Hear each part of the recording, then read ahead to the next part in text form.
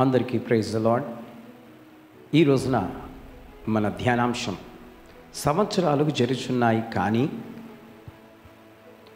నిజమే, ప్రభువు సంవత్సరాలు జరిగిపోతున్నాయి కానీ నాలో మార్పు రావడం లేదు. నేను ప్రేమ గురించి వింటున్నాను కానీ నాలో ప్రేమ లేదు.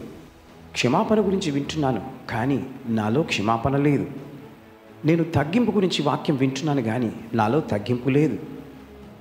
ఈ విధంగా నాలో మార్పు రావాలని దేవుడు కోరుతూ ఉన్నాడు.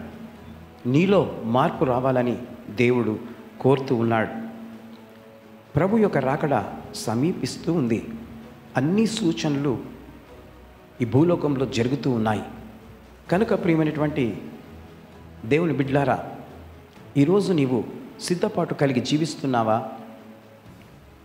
వాక్యం సెలవిచ్చినట్లు రాజ్యాల మీదకి రాజ్యాలు, భయంకరమైన భూకంపాలు, వరదలు, విపరీతాలు, అనేక యుద్ధాలు జరుగుతూ ఉన్నాయి.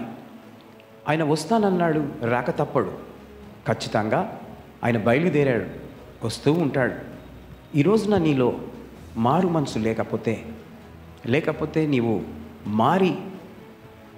మారకుండా ప్రవర్తిస్తున్నావేమో.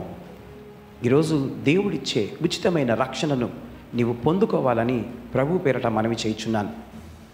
ఈరోజు నీకు మార్పు రావాలని, ఈ సంవత్సరమైనా నీవు దేవుణ్ణి తెలుసుకొని ఆయన అడుగుజాడల్లో నడవాలని ప్రభువు కోరుతూ ఉన్నాడు. కాబట్టి ఈరోజు వింటున్న ఈ మాటలు, ఈ వాగ్దానం నీవు నీ హృదయంలో ధ్యానిస్తూ ఆయన రాకడకు సిద్ధపడాలని ఈ మాటలు చెప్తూ ముగిస్తున్నాను. దేవుడు మిమ్మలను, మీ కుటుంబాన్ని దీవించునుగాక. May God bless you.